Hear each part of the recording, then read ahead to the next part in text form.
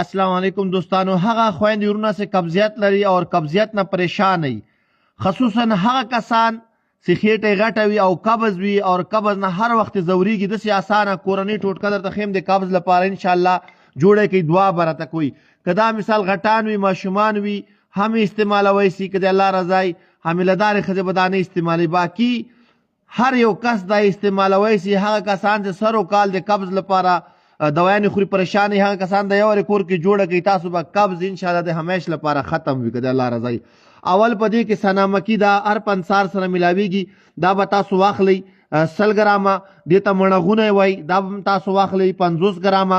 زړه یې به ایسته کړئ، صرف دا پوستکی به یې واخلئ، اور 50 ګرامه خشک ادرک اور 10 ګرامه تور مرچ. دا ټول به پوډر کې دی وړو په شان دی، بیا به یې چان کې. هغه کسان چې قبضیت لري او د قبضیت نه پریشان وي، خېټه یې ورسره درنده غوندي، وزن بعض اوقات کسان کمول غواړي، هغه کسان چې وزن کمول غواړي هم دا ورته کار کوي که د الله رضا وي. داسې ټوټکه ده. عموما داسې کسان چې قبضیت نه پریشان وي، مسافر وي، په وطن کې دننه وي، بهر هر چیرته سي، دا جوړه کوي ځان سره کېږي، یو کال پورې دا خرابېږي نه. دا په خپل کور کې تاسو جوړولی سي. دا ټول اجزا تاسو واخیستل، پاوډر به یې کوي، د وړو په شان بیا به یې شان کوي. دوه نخودو که درته سهار او ماښام چې کله ډوډۍ وخورئ، ډوډۍ نه وروسته خولې ته واچوئ، یو ګیلاس اوبه په سوچ کې. د الله په فضل هغه کسان چې قبضیت نه ټول عمر کړېږي، خېټې پړسېدلي او عموما داسې کسان پریشان وي، هغه دا صرف استعمال کوي، دعا به راته کوئ. بیا ورته هم صرف حاملهدارې ښځې، هغه ښځینه خویندې چې ماشوم لري نه به یې خورئ.